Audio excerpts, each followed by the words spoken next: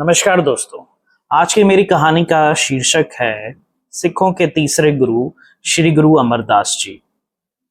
तेजभान और सुलाखिनी के पुत्र अमरदास जी का जन्म 5 मई 1479 को पंजाब के एक छोटे से गांव बरसाके में हुआ था।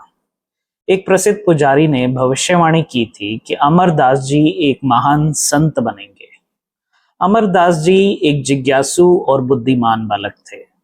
उनमें ईश्वर के बारे में अधिक ज्ञान प्राप्त करने की प्रबल इच्छा थी। उन्होंने रामायण, महाभारत, पौराणिक साहित्य और हिंदू धर्म के अन्य ग्रंथों का भी अध्ययन किया था।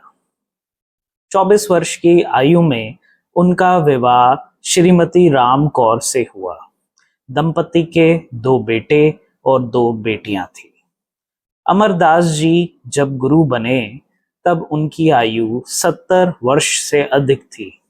उन्होंने अनेक महत्वपूर्ण कार्य किए। उन्होंने सती प्रथा का घोर विरोध किया, जो उस समय बहुत प्रचलित थी। उन्होंने विधवा पुनर्विवाह की अनुमति भी दी और जाति व्यवस्था का भी विरोध किया। गुरु अमरदास जी ने पर्दा प्रथा का भी पुरजोर से विरोध किया। गुरु अमरदास जी के दर्शन में पुरुषों और महिलाओं की समानता पर बल दिया गया। उनका मानना था कि महिलाओं को पुरुषों की तुलना में अधिक आध्यात्मिक ज्ञान की आवश्यकता है। गुरु अमरदास जी ने महिलाओं को बिना पर्दा प्रथा के अपनी सभाओं में आने की अनुमति दी। जल्द ही पर्दा प्रथा को समाप्त कर दिया गया। इन प्रगतिशील विचारों ने गुरु अमरदास जी की प्रसिद्धि को तेजी से आसपास चारों ओर फैलाया। गुरु अमरदास जी ने लंगर या सामूहिक भोजन की व्यवस्था जारी रखी। लंगर में भोजन किए बिना कोई भी गुरु से नहीं मिल सकता था। लंगर व्यवस्था ने लोगों के बीच समानता और भाईचारे की भावना पैदा की। जब मुगल सम्राट अकबर गोइंदवाल आए तो वे गुरु अमरदास जी से मिलने के लिए उत्सुक हुए। लंगर में भोजन करने के बाद अकबर गुरु से मिले और उनसे पूछा कि क्या वे उनके लिए कुछ कर सकते हैं।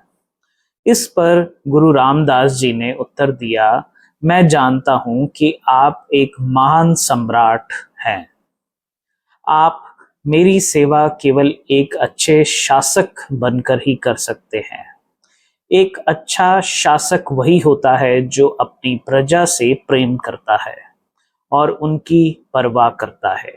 एक राजा को अपनी सभी प्रजा के साथ प्रेम, सेवा भाव से समान व्यवहार करना चाहिए। उसे अपनी शक्तियों का दुरुपयोग नहीं करना चाहिए और सभी के साथ न्यायपूर्ण व्यवहार करना चाहिए।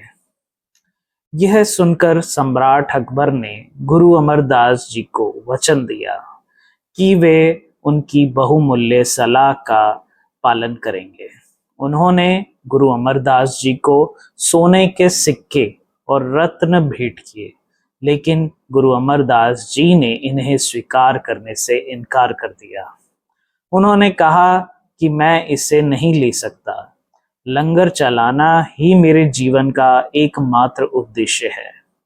यदि मैं यह स्वीकार कर लेता हूं तो सभी को दुख होगा, क्योंकि लंगर निस्वार्थ सेवा से चलता है। धन्यवाद।